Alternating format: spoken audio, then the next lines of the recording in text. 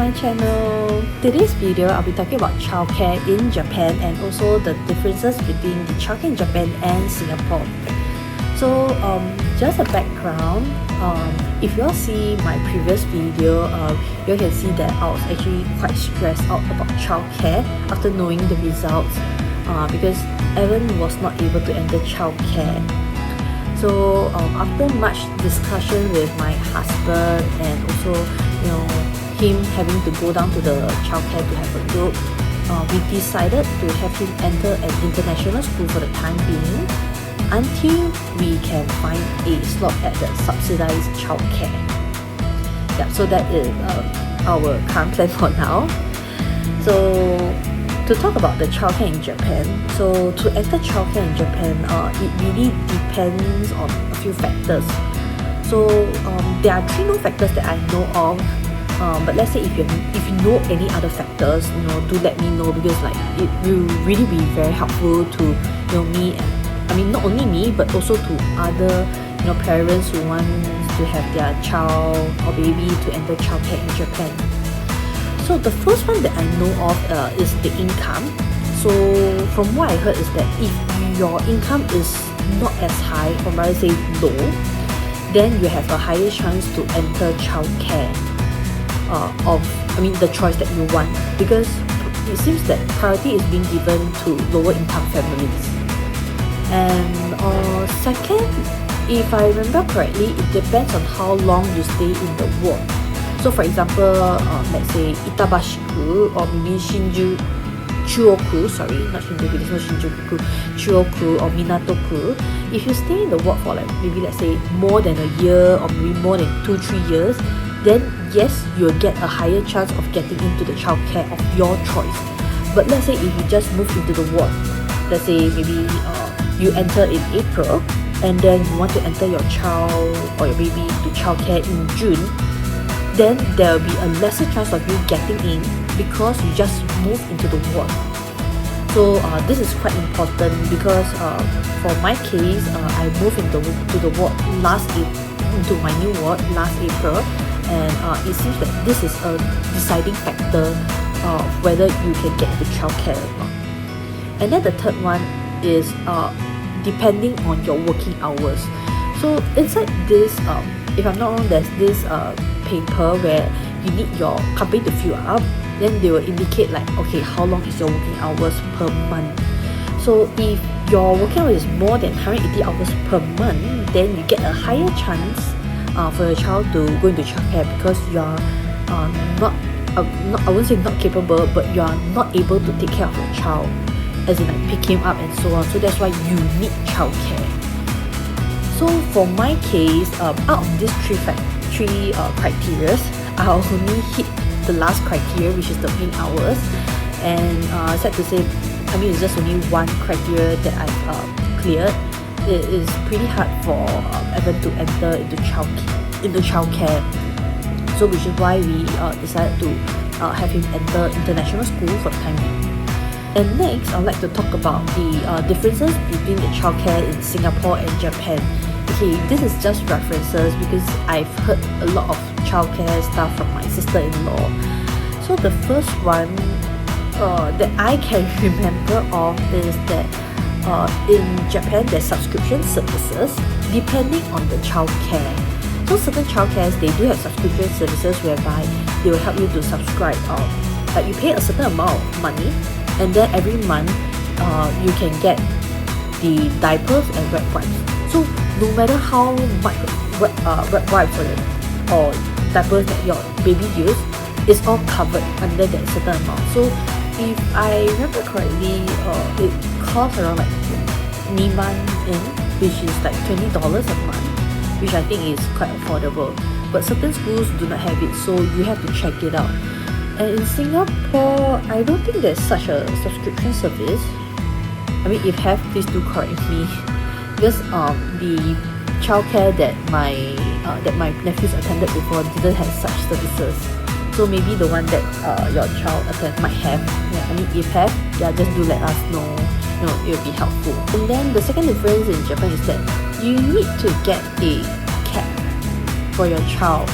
I won't say it's a normal cap, but it's more like there's like a cone. I won't say it's a cone shape, but it's more like to protect the head when there's an earthquake. So you can see from the image here, this is the one that I bought for Evan. So the childcare in Japan asked us to get this ready for him, and then there will be like drills for the child so that they will know what to do in the event of an earthquake or fire. So apparently this one is for earthquake, to protect their head, or protect their head from things falling on them. So this is quite interesting. I've never seen this before, and this was part of the must buy things in their list. So I got it from Rakuten. Cost around like 2,000 plus if I remember correctly. Yeah, so that's one of the things that really interests me. I was like, oh wow, what's this thing? And I was like, okay. And my husband doesn't know about it because most of the things are being done by me. And then the third thing is that you need to do a health checkup for your child. So before entering childcare, every baby needs, or maybe every kid or every child needs to have a medical checkup to be done to be certified by a doctor that they are fit to enter childcare. So I'm not too sure whether Singapore has this thing or not, because in Japan it's pretty normal. And then basically they just check if everything's okay, and then your height and weight. That's all. So it's a very basic medical checkup. And then you can just bring the result. After checkup, you can just bring the result to the school and then say that, okay, the medical checkup is clear. There's not much to do. Yeah, so I think that is quite interesting. And then the fourth one, I think, is I would say, interview, or rather say the mendan. It's more like a talk, like a small chat between the parents and the childcare teachers, so that the childcare teachers would know, okay, like how your child is doing before entering school, and then they will know like, okay, how to approach your child when they enter childcare. So I think this is something that at first shocked me, because I was like, wait, an interview? What are they going to interview on? And after looking at all the reviews online, basically it's just a small chit chat. And then I actually went through that when I had Evan to enter temporary childcare. So it's more like a chit chat to know like if your child has any allergies, what is he like afraid of or something like that. It's just like a small chit chat, so don't need to worry. Just tell them whatever they need to know, because it will be very helpful, especially when it comes to like food allergies, so that they know, okay, like you should not put all this food into the baby's food, and then they know how to separate and so on. So yeah. And then the fifth one, I think, is this I would say Nenrakucho. It's more like a contact book. So whereby the parent and the teacher, they have this book or maybe an app, depending on the school, whereby they write the updates of the child. So for example, before the child, or maybe let's say for example before Evan goes to school in the morning, so the parent, maybe me or my husband, we will need to write, okay, what has he done last night, and then what has he ate last night and this morning. And then once we either write it down on the booklet or type into the app, then it will be sent to the teacher. Then the teacher would read and say, okay, so this is what he has done, and so on. And then after that, during the day, the teacher would observe what he has done, like what are the things that he showed interest in, or maybe like certain things that pick up the teacher's interest and say, oh wow, maybe he did something very interesting and so on. And then the teacher will write down, or maybe they say that, oh he managed to eat this and that. The teacher will write everything down. And then at the end of the school day, the teacher would then pass this information to the parents, and then the parents like, oh wow, okay, he managed to eat this, and did this thing. So it's like a daily like information between the teacher and the parent. And to be honest, I don't know whether is this a good thing, because if I'm not, everything is going to be in Japanese, but thankfully the international school that I was going to attend, I did ask if I could write in English, and they were like totally fine with it. I'm like, thank goodness I can write in English. This is one thing that really interests me a lot, because I don't think there's such thing in Singapore, correct me if I'm wrong.